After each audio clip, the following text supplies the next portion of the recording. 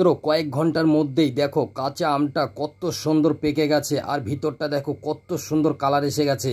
তো এই কাঁচা আমটা কিভাবে খুব সহজে কালার চলে আসবে আর পেকে যাবে তার জন্য ভিডিওটা দেখতে থাকো। নমস্কার বন্ধুরা, তো আমরা বাজার থেকে পাকা আম কিনে খেয়ে থাকি। তো কিভাবে কার্বাইড দিয়ে আম পাকানো হয় সেই ভিডিওটাই আজকে তোমাদের সামনে নিয়ে এলাম। তো ভিডিওটা শেষ পর্যন্ত দেখতে থাকবে, আশা করি তোমাদের খুব ভালো লাগবে। কিভাবে খুব সহজে বাড়িতে অল্প আম কার্বাইড দিয়ে পাকিয়ে নেবে। তো চলো তাহলে ভিডিওটা শুরু করা যাক। বাড়িতে কাঁচা আম পাকানোর জন্য সর্বপ্রথম আপনাকে নিতে হবে একটা ঝুড়ি। তবে এখানে বাঁশের ঝুড়ি নিলে খুবই ভালো হয়, তবে এখানে আমি প্লাস্টিকের ঝুড়ি নিয়েছি। আর প্লাস্টিকের ঝুড়িও নিলে কোনো অসুবিধা হবে না, আমটা খুব সুন্দর পেকে যাবে মাত্র কয়েক ঘন্টার মধ্যেই। তো এখানে দেখো আমি দু রকমের আম নিয়েছি, আর আমের সাইজগুলো দেখো বন্ধুরা, একদম বড় বড় সাইজের আম নিয়েছি। তো আমটা আজকেই পাড়া হয়েছে, আর আজকে আমাকে কার্বাইড দিয়ে রেখে দিতে হবে, কেননা যখন পারবেন আম তখনই কার্বাইড দেবেন। একদিন কিন্তু এই আমটাকে বাড়িতে ফেলে রাখা যাবে না। তো যাই হোক, এবার আমি কার্বাইডটা তোমাদের দেখিয়ে দিচ্ছি। দেখো আমার এখানে 6 থেকে 7 কেজি আম আছে, তার জন্য আমি 100 গ্রাম কার্বাইড নিয়েছি। আর এই কার্বাইড 100 গ্রাম কার্বাইড দিয়ে আপনি 10 কেজি আম দিতে পারেন।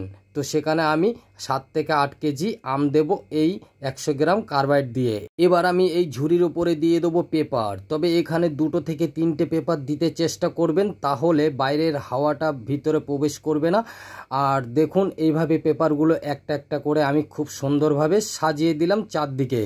এবার মাঝখানে আমি দিয়ে দেবো প্রথমে কার্বাইডটা। তো কার্বাইডটা একটা ছোট্ট কাগজের মধ্যে নিয়ে তারপরে মাঝখানটায় এভাবে বসিয়ে দেবেন, দিয়ে চারদিকে এইবার আমি দিয়ে দেবো আম। এবার আমি চারদিকে দিয়ে দেবো কাঁচা আমগুলো খুব সুন্দরভাবে সাজিয়ে দেবো। তবে এইভাবে একটা একটা করে সাজিয়ে দেবে। আর আমের যেই বটুটা আছে এটা কখনোই ফেলবেন না, এটা যেন আমের সঙ্গেই থাকে, তাহলে আমটা অনেক দিন ধরে ঘরে রেখে খেতে পারবেন। এইভাবে আমি প্রত্যেকটা আম খুব সুন্দরভাবে সাজিয়ে দিয়েছি, দেখতেই পাচ্ছেন বন্ধুরা, খুব সুন্দরভাবে আমি সাজিয়ে দিলাম। এবার হালকা হাতে আমগুলোকে খুব সুন্দরভাবে চেপে দিতে হবে, যেন খুব সুন্দরভাবে সেট হয়ে যায়। তো দেখো আমগুলোকে আমার সাজানো হয়ে গেছে। এবার আমি চারদিক থেকে পেপারগুলো এভাবে আস্তে আস্তে করে তুলে দেব। আর পেপারটা এমনভাবে দেবেন বন্ধুরা যেন বাইরের হাওয়া ভিতরে প্রবেশ করতে না পারে, সেটা অবশ্যই কিন্তু মাথায় রাখবেন।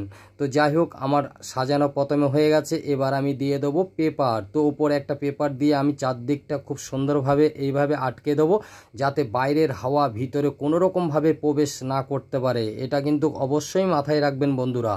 তো দেখুন প্রথমে আমি একটা পেপার দিয়ে দিলাম, এর উপরে দিয়ে দেবো আরও 2টো পেপার। যত পেপার বেশি দেবেন ততই কিন্তু আমটা গরম হবে। কার্বাইড যেহেতু ভিতরে আছে, আমটা খুব সুন্দরভাবে কয়েক ঘন্টার মধ্যেই পেকে যাবে। তো দেখুন এইভাবে আমি খুব সুন্দরভাবে চারদিকে পেপারটা দিয়ে দিয়েছি, দেখতেই পাচ্ছেন বন্ধুরা। আমি যেভাবে দেখাচ্ছি স্টেপ বাই স্টেপ ঠিক এভাবেই করবেন, তাহলে খুব সুন্দরভাবে কয়েক ঘন্টার মধ্যেই কিন্তু কাঁচা আমটা পেকে যাবে আর মিষ্টি হবে দারুণ। তো দেখো এভাবে আমার পুরোপুরি হয়ে গেছে। এবার আমি রেখে দেবো 1 রাত 1 দিনের জন্য। তো ফিরে আসছি 1 রাত 1 দিন পরে, আমি আপনাদের দেখাচ্ছি আমটা কেমন পেকেছে। তো চলুন দেখা যাক। তো আমি 1 রাত 1 দিন পরে ফিরে চলে আসলাম, আর আমি দেখাচ্ছি আমটা কেমন পেকেছে। তাহলে বন্ধুরা আমটাকে পাকাতে 1 রাত 1 দিন অবশ্যই রেখে দেবেন। এবার আমি পেপারটা তুলে দিলাম, আর দেখুন কত সুন্দর কালার চলে এসছে আমগুলো, দারুণ সুন্দর দারুণ কালার এসে গেছে। আর আমগুলো এত সুন্দর পেকে গেছে। তবে 2 দিন রাখার চেষ্টা করবেন না বন্ধুরা, তাতে আমগুলো একদম নরম হয়ে যাবে, বাড়িতে রেখে খেতে পারবেন না। এর জন্য 1 রাত 1 দিন রেখে দেবেন, তাহলেই যথেষ্ট। তাহলে বাড়িতে রেখে রেখে আমগুলো খেতে পারবেন। তো দেখুন প্রত্যেকটা আম আমার খুব সুন্দর পেকে গেছে, আর দেখতেই পাচ্ছেন। তাহলে বন্ধুরা কয়েক ঘন্টার মধ্যে কিন্তু আমি আমটা পাকিয়ে নিলাম। তো কার্বাইড দিয়ে খুব সুন্দরভাবে আম পাকানো যায় বন্ধুরা, অবশ্যই তোমরা বাড়িতে একবার হলেও ট্রাই করো। অল্প আম কিন্তু খুব সহজেই পেকে যাবে।